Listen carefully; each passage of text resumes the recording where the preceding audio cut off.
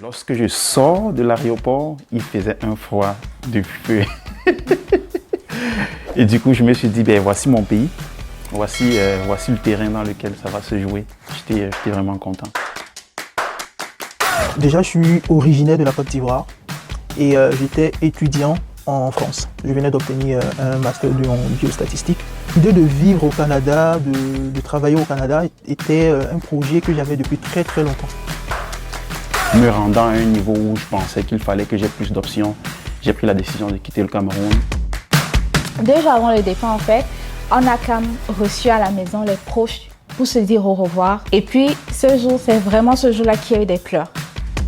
Mon choix de quitter la Belgique pour le Canada, c'était vraiment un choix qui a été mûri. C'était un choix qui a été remis en question. Lorsque je suis arrivée au Québec en août 2017, j'arrivais pour faire communication et j'avais toujours cette question de mais c'est quoi la communication? Genre, c'est pour travailler où?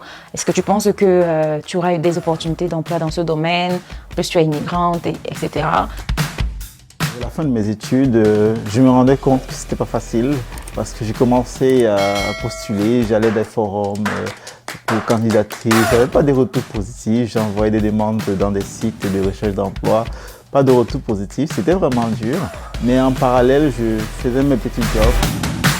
L'autre réel défi qu'on rencontre ici au Canada, c'est en rapport avec la solitude. Pas mal d'étudiants sont victimes de dépression. Je l'ai vécu dans ma première année.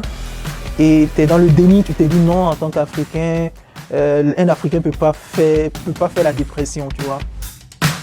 C'était pas du tout facile, mais les éléments qui m'ont vraiment aidé à traverser cette étape difficile en fait de l'après-diplomation, c'est vraiment le mentorat. Donc moi j'avais un extra vraiment te booster au quotidien, te dire c'est possible, il faut croire en toi, il faut croire en tes rêves. Aujourd'hui, je suis CPA, c'est expert comptable. Je travaille dans une entreprise dans le secteur de l'énergie et j'occupe un poste d'auditeur interne.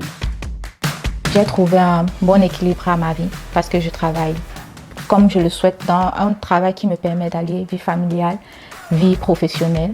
Il faut vraiment croire en soi, c'est vraiment ce que je dirais à ces personnes-là et que de rester déterminé, focus, de faire tout ce qui est à leur pouvoir.